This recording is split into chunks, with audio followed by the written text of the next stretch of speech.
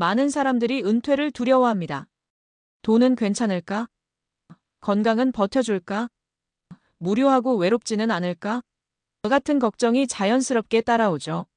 하지만 은퇴 후에도 어떻게 사느냐에 따라 삶의 질과 건강, 심지어 외모까지도 달라질 수 있습니다.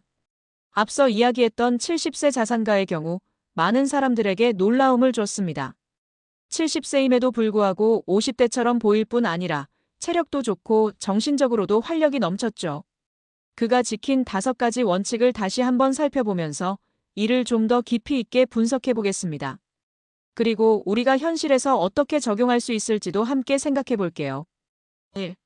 경제적 자유가 젊음을 지킨다. 돈이 부족하면 은퇴가 아니라 실직일 뿐이다. 이 말은 생각보다 강렬합니다. 현실적으로 은퇴 후에도 생활비는 계속 필요하고 수입이 없으면 결국 불안감과 스트레스가 따라오죠.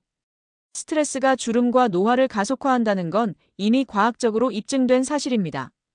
경제적 여유가 없으면 자연스럽게 식사, 의료비, 여가 활동도 줄어들고 그러면 삶의 질이 낮아지면서 몸도 마음도 늙어갑니다.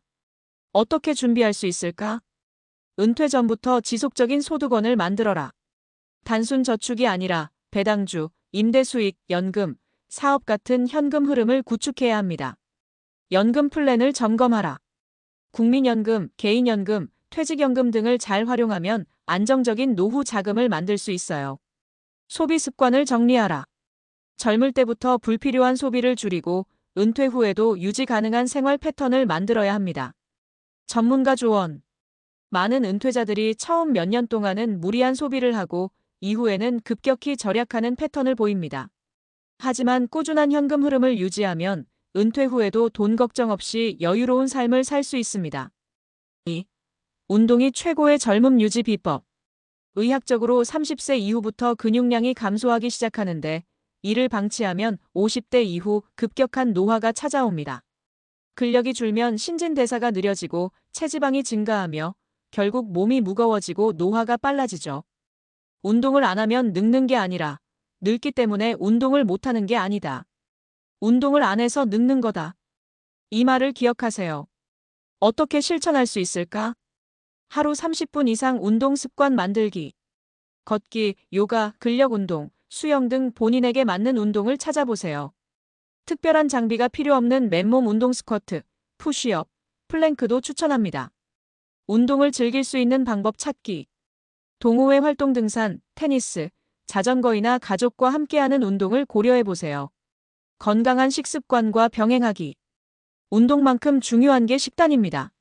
단백질 섭취를 늘리고 가공식품을 줄이는 것만으로도 체력이 달라집니다. 전문가 조언. 꾸준한 운동을 하는 은퇴자들은 신체 나이가 10년 이상 젊게 측정되는 경우가 많습니다. 관절 건강과 근육 유지가 중요합니다. 3. 새로운 도전이 젊음을 유지한다. 뇌는 새로운 것을 배우고 도전할 때 가장 활성화됩니다. 배움을 멈추는 순간 두뇌 노화가 시작되는 거죠. 은퇴 후 무기력증을 느끼는 이유 중 하나가 목표가 없기 때문이에요. 일을 그만두고 나면 뭔가 허전한 기분이 들고 시간이 많아도 할 일이 없으면 무기력해집니다. 그런데 새로운 것을 배우고 도전하는 사람들은 에너지가 넘칩니다. 어떻게 실천할 수 있을까? 배우고 싶은 것을 리스트업하기. 외국어, 악기 연주, 그림 그리기, 요리 등 배우고 싶은 걸 정리해보세요. 온라인 강의나 지역 강좌 활용하기. 요즘은 유튜브나 온라인 교육 플랫폼에서 다양한 강의를 무료로 들을 수 있어요. 지역 문화센터나 노인복지관의 강좌도 훌륭한 배움의 기회입니다. 일을 완전히 멈추지 않기.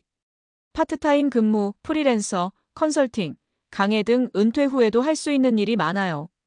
하고 싶은 일이 있다면 나이에 상관없이 도전해보는 게 중요합니다.